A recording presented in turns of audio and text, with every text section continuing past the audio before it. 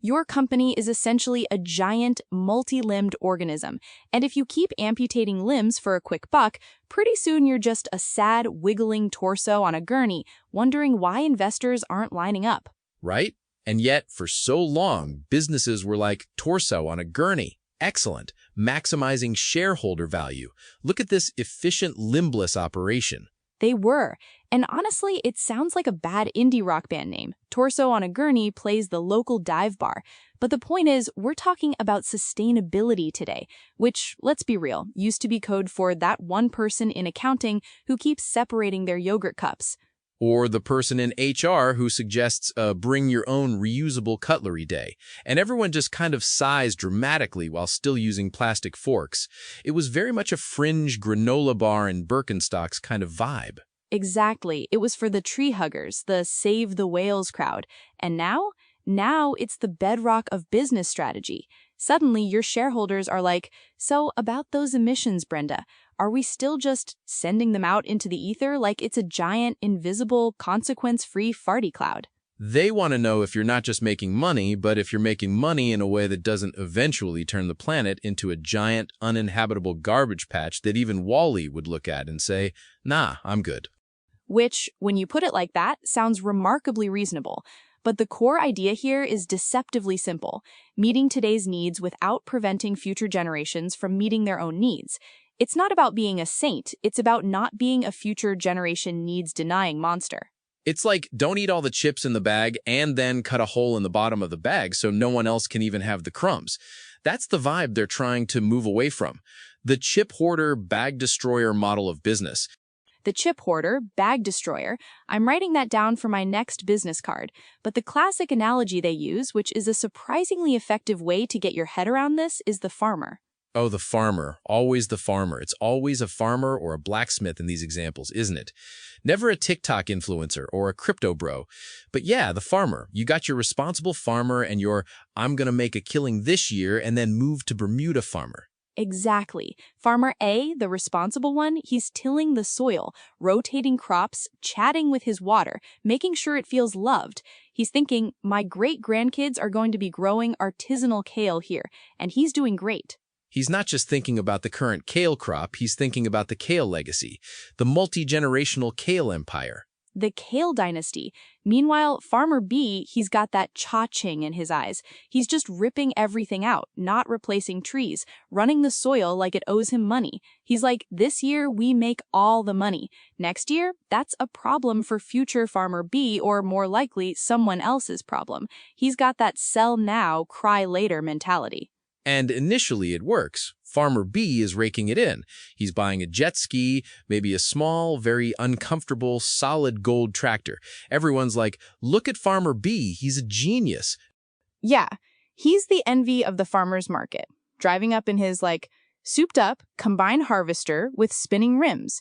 But then, a few years later, the land is a barren wasteland. His crops are just tiny, sad little dust bunnies. And the jet ski is probably seized by the bank. And Farmer A, who was meticulously nurturing his soil and probably smelled faintly of honest dirt and wildflowers, is still steadily producing the finest organic heirloom tomatoes known to man. The moral of the story, don't be a future generation needs-denying, jet ski-buying, soil-abusing monster. Precisely. And businesses, it turns out, are just giant industrialized farms. They rely on natural resources, skilled employees, healthy communities, stable economies, public trust. If you treat those like Farmer B's soil, you're toast. Your business becomes a dust bunny. It's like your business needs air, water, and sunlight, but if you're actively poisoning the air, draining the water, and blocking out the sun, eventually your business is going to wither and die like a houseplant owned by a teenager. A houseplant owned by a teenager. Oh, that's a sad, sad death. All that potential, just sitting there in a corner, forgotten, slowly turning crunchy. That's what happens when you think sustainability is just about recycling. Yeah, because recycling is great, don't get me wrong. I love recycling. I meticulously rinse my jam jars. But it's like, if you're recycling one plastic bottle while simultaneously dumping 10,000 gallons of toxic sludge into the ocean, you're not exactly winning the most sustainable company award, are you? No, you're just greenwashing your way into an eventual corporate reckoning. It's not just an environmental issue anymore, it's a business issue. Investors are asking, customers are asking, even the governments are like, hey, maybe don't make the air unbreathable cool. It's like they finally realized that you can't have a thriving business if everyone's too busy wearing hazmat suits and fighting over the last clean bottle of water. That's not a healthy market. That's a Mad Max sequel, and I don't think businesses want to operate in Mad Max land, do they? I mean, some might if the profit margins are good on post-apocalyptic dust filters, but most of them, no. They need stability. They need a planet that doesn't actively hate them. And this is where the triple bottom line comes in, because traditional business was like, one bottom line, baby, profit. Yeah, they were laser-focused on the profit line, like a squirrel with a really shiny nut. Nothing else mattered, just that sweet, sweet financial statement. Oh, we're making money? Excellent. Don't look behind the curtain at the child labor or the flaming rivers. Right. It was very Wizard of Oz with the finances. All glitz and glamour up front, but behind the curtain, it's just a guy with a lever and a bunch of smoke machines and probably some very questionable labor practices. But now it's not just profit. It's profit, people, and planet. The 3 Ps of not being a terrible business. It's like the business world finally realized that a one-legged stool is not very stable. You need 3 legs: profit, people, and planet. Otherwise, it just tips over and all your money falls out. And the stool tips over, and then the money catches fire because you've polluted everything so badly that even the air is flammable now.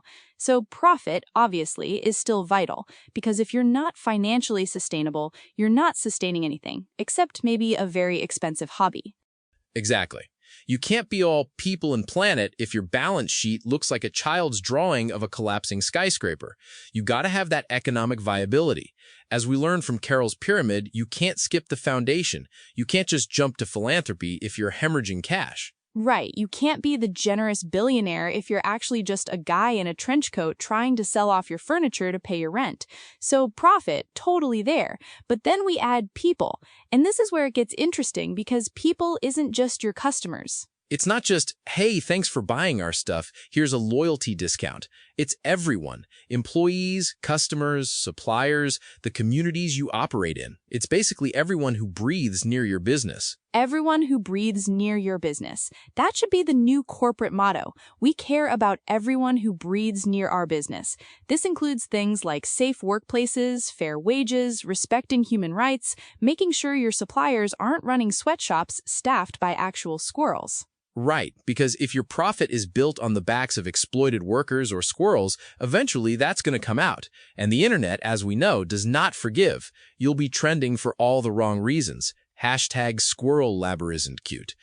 It's like people used to think they could hide things. Now, with a smartphone, someone can literally film you dumping toxic waste into a river while simultaneously mistreating your employees. And it's on TikTok before you've even had your morning coffee. So people means treating everyone like, well, people. And squirrels if they're part of your supply chain. And social well-being. It's not just about don't harm people. It's about actively contributing to their well-being. So it's not enough to just not poison the town's water supply. Ideally, you're also helping to fund the local library or putting in a really nice community garden. You know, make the town better, not just less worse. Right. It's the difference between not punching someone and then actually giving them a hug. Like, both are good, but one is clearly better. And companies are finally realizing that if their surrounding communities are thriving, their business is more likely to thrive too.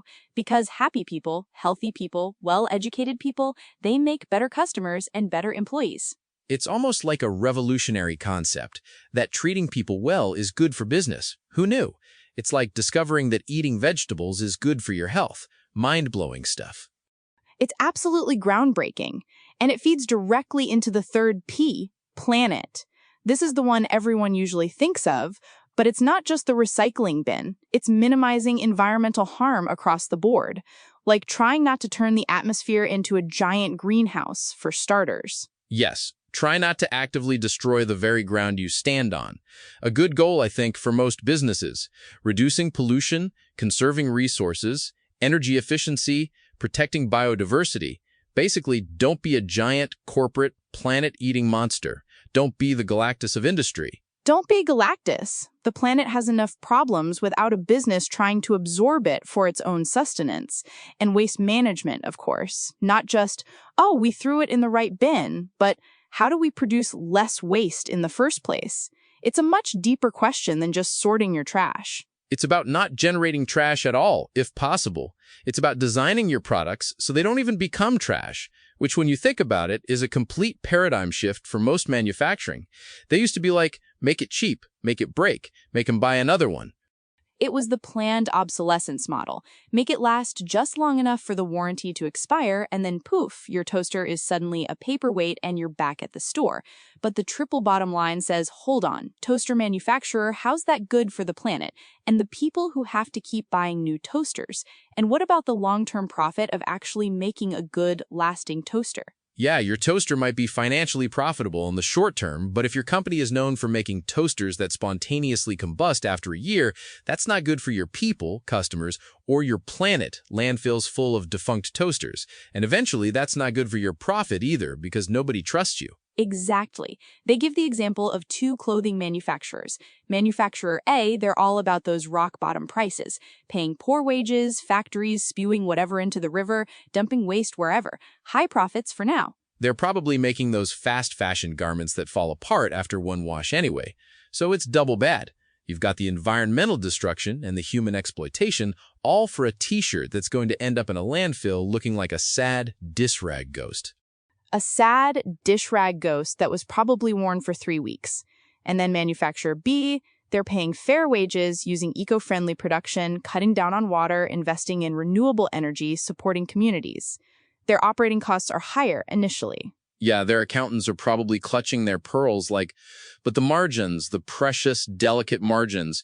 But then, over time, manufacturer B builds customer loyalty, attracts ethical investors, reduces environmental risks. They're not just making clothes, they're making a legacy. They're making a legacy. They're the artisanal Kale of the clothing industry. And the example asks, if you were investing your own savings, which company would you choose? And it's like, duh. I mean, unless you're a cartoon villain whose primary goal is to turn the world into a giant pile of cash and then flee to Mars. Yeah, if your investment strategy is burn it all down and get rich quick, then sure, go with manufacturer A. But if you actually want your money to still be money in 20 years and not just worthless scrip in a post-apocalyptic dust bowl, then manufacturer B is the way to go. Because they're balancing financial success with social and environmental responsibility. They're not just a profit-generating machine. They're a sustainable, well-oiled, well-loved, people and planet-caring machine. It's like the difference between a high-speed crash-and-burn race car and a reliable, well-maintained, eco-friendly electric vehicle. And investors are catching on. It used to be that ethical investing was for people who also wore hemp clothing and only ate locally sourced, gluten-free, organic air. Now it's just smart business, because long-term risks are real risks, like actual financial risks that impact your actual money. It's like, who knew that not actively poisoning your customer base and ruining the planet might actually be good for business? It's not rocket science. It's just basic common sense, applied on a global scale. And it totally changes how businesses think about making things, especially when you bring in the circular economy. The circular economy. This is where we stop thinking of products as having a death sentence. It's not take, make, dispose anymore, which sounds like something a supervillain would say about the environment. I will take, I will make, I will dispose, mahahaha. It sounds like a really bad dating app tagline. Take, make, dispose. Swipe left. And it's what traditional businesses have done forever. They're like, we need raw materials. We turn them into stuff. You buy the stuff. You throw the stuff away. Repeat. And that leads to landfills the size of small countries and oceans full of plastic. The linear economy is basically like a conveyor belt to oblivion. But the circular economy is like, wait, what if the stuff we throw away wasn't thrown away? What if it was a boomerang? What if it just kept coming back? The circular economy is like design things to be reused, repaired, refurbished, recycled. It's about designing your product with its entire life cycle in mind, not just the moment it leaves the factory floor. It's like instead of designing a disposable coffee cup, you design a coffee cup that's actually a tiny spaceship that can fly back to the factory, reassemble itself into a new coffee cup, and then return to the store. Okay, maybe not that extreme, but you get the idea. A tiny spaceship coffee cup. I mean, I'd pay extra for that, but the aluminum can example is perfect.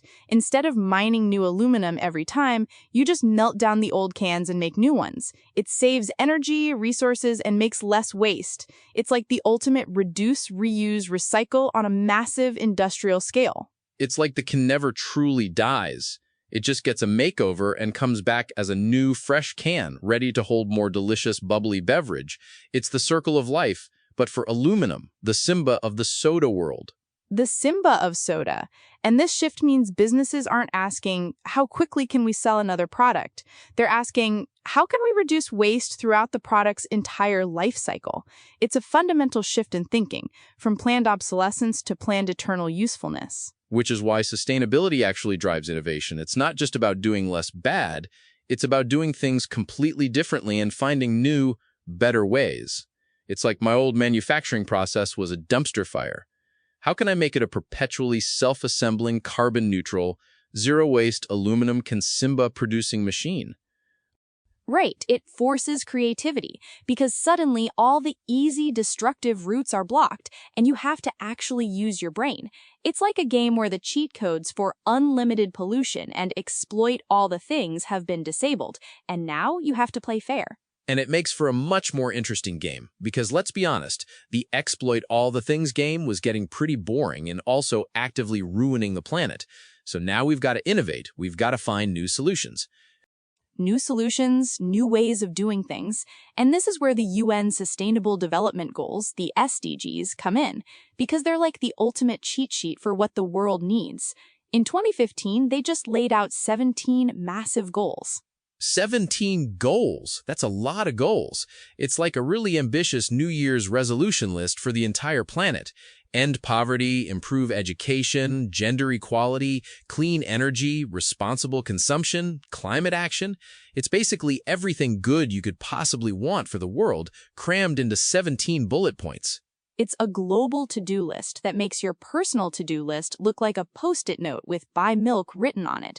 And the crucial thing is, while governments are on the hook, businesses are equally important. Because who's going to end poverty?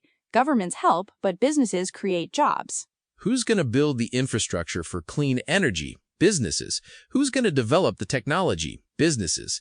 They're like the muscle and the brains behind actually doing these things. Governments set the direction, but businesses provide the raw power. They control enormous financial resources. They influence consumer behavior. Like if every major clothing brand suddenly decided to stop making fast fashion, that would have a massive impact on responsible consumption and production, wouldn't it? Oh, absolutely. It's like businesses have this superpower, and for a long time, they were using it to just make more money, often at the expense of everything else. Now, they're being asked to use that superpower for good. It's like every CEO is suddenly Batman, but instead of fighting crime, they're fighting like inadequate sanitation. Batman fighting inadequate sanitation. I love it. And so companies are now aligning their strategies with one or more SDGs. A renewable energy company is obviously hitting affordable and clean energy. A healthcare company, good health and well-being. It's not a stretch. Right. It's like, oh, our entire business model is to provide clean energy. Which SDG does that align with? Number 7. Shocking. But it's also about how you do business. An educational technology company might be quality education, but are they also paying their employees fair wages and making sure their servers are running on clean energy? Exactly, because you can't just pick one SDG and say, we're good. It's not a buffet. You have to consider how your overall operations impact everything. They mentioned Blue Skies Ghana and Casapreco PLC. Blue Skies, for example, creating employment, supporting local agriculture, strengthening economic development. That's a big chunk of SDGs right there. Oh, Blue Skies. They're like the SDG superheroes. Employment, local agriculture, economic development. They're probably ticking off like 6 or 7 of those 17 goals just by existing. They're practically a walking, talking, fruit juice-making SDG manifesto. And Casapreco with their renewable energy, waste management, tree planting. They're hitting the environmental ones hard. It's like they're not just selling beverages, they're selling beverages and clean air and a future for trees. It's a bundled deal. It's like, buy our drink, save a tree. I mean, that's a marketing campaign right there. And it proves that sustainability isn't just for like professional environmental organizations. Every business in every industry can find a way to contribute positively. Absolutely. It's not limited to just the green companies. Your local dry cleaner could figure out how to use less toxic chemicals, recycle hangers, and pay their employees a living wage. Boom, SDGs hit. Yeah, even your local dry cleaner can be a superhero. It's not just about the big, glamorous, Tesla-driving, solar panel installing companies. It's about literally every single business. This whole thing is basically saying, hey everyone, stop being terrible. Stop being terrible and also maybe make some money while doing it. Which brings us to the challenges, because it's not all rainbows and sustainably sourced organic cotton. The big one, balancing short-term financial pressures with long-term environmental investments. Ah, the age-old dilemma, the quarterly report versus saving the planet showdown. It's like trying to explain to a toddler that eating broccoli now will make them healthy in the long run, when all they want is that giant, sugary lollipop. A giant, sugary lollipop that will probably give them diabetes. That's the perfect analogy for businesses. Oh, but solar panels are expensive now. Yeah, but your electricity bill is going to be non-existent in 5 years, and you won't be contributing to the demise of civilization, which is a pretty good long-term benefit, I think. Some shareholders are always going to be like, but what about this quarter's numbers? I need my yacht money now. And you have to explain to them that their yacht money might be worthless if the ocean is boiling. It's a tough sell sometimes, but effective leaders look beyond that immediate gratification. They look beyond the immediate gratification, beyond the sugary lollipop. They're playing the long game. They're playing chess, not checkers. Or maybe they're playing 4D chess, where one of the dimensions is future habitability of Earth. The 4D chess where the pawns are actually polar bears. Another huge challenge is greenwashing. This is where companies are like, look at us, we're so green, we planted a tree, and our logo is now leaf-shaped. Meanwhile, they're still doing all the awful stuff they were doing before, just with a better marketing team. It's like someone putting an organic sticker on a giant bag of Cheetos. It's technically food, but is it really organic? Or when a company launches a massive ad campaign about how they're saving the environment, but then an investigative reporter uncovers that they're still polluting like a 1950s factory town. Or the company that puts a picture of a pristine forest on their plastic water bottles, and you're like, wait a minute, you're literally selling single-use plastic, and you want me to think you're helping the forest? That's peak greenwashing. It's putting a Band-Aid on a gushing wound and calling yourself a surgeon. It's not just a Band-Aid, it's a Band-Aid made of glitter and lies. And the reason this is so dangerous is because it erodes trust. If customers find out you're lying, they're not just going to stop buying your green products. They're going to stop buying all your products. Your reputation becomes as toxic as your waste runoff. And the internet remembers. You can't just delete the articles. You can't delete the tweets. That greenwashing scandal from 5 years ago. Someone's going to bring it up every time you try to launch a new product. You're permanently branded as the glitter and lies company. Which is why transparency is key. You can't just say you're doing good, you have to prove it with measurable evidence, sustainability reports, actual numbers. Here's our carbon emissions, here's how much we reduce them, here's our water usage. It's not about being perfect, it's about continuous improvement. It's like, we're not perfect, we still accidentally pollute a river sometimes. But look, we've only accidentally polluted it half as much this year as last year. We're getting better. We're down to a trickle of toxins, not a gushing torrent, small victories. But seriously, it's about showing that you're trying, that you're on a journey, because no company is ever going to be perfectly sustainable. But are you moving in the right direction? Are you measuring your progress? Are you owning your mistakes? Are you showing your work? Because if you're just showing me a glossy brochure with a picture of a smiling polar bear, I'm going to be suspicious. I want to see the spreadsheets, the data, the actual hard evidence that you're not just pulling a fast one. The spreadsheets of sustainability. That's the future of business. And ultimately, this is the big takeaway. Sustainability isn't an obstacle. It's a driver of success. It's not a speed bump. It's the entire highway to future prosperity. It's the highway, and the other highway is slowly crumbling into a post-apocalyptic wasteland.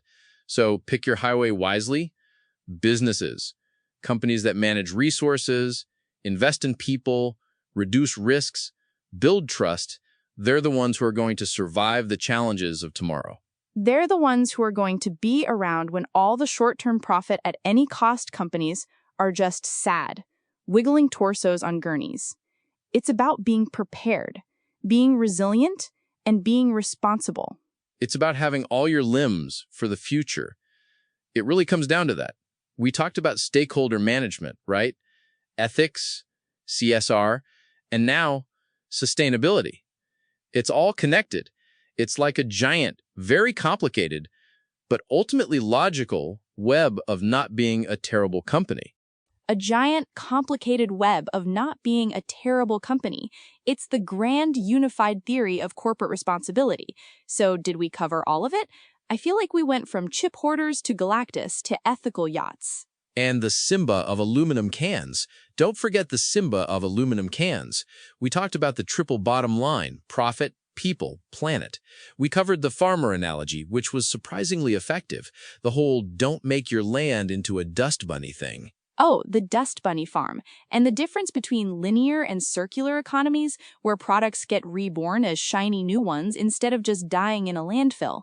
The SDGs, those 17 global to-do lists, and how businesses are the real muscle behind making them happen. And the challenges, greenwashing, the glitter and lies band-aid, balancing short-term greed with long-term survival, transparency, continuous improvement, not being a perfectionist, but being a genuine improver. I think we got it all. I think so too. We covered why sustainability is basically the only sensible way to do business now, unless you want your company to exist solely in a post-apocalyptic nightmare, where your customers are wearing gas masks and paying in bottle caps, which honestly sounds like a very niche market. A very niche, very polluted market. So if you learned something today about not being a corporate Galactus, send this to someone who needs to hear it, or someone who just needs a good laugh about future generations not having clean water.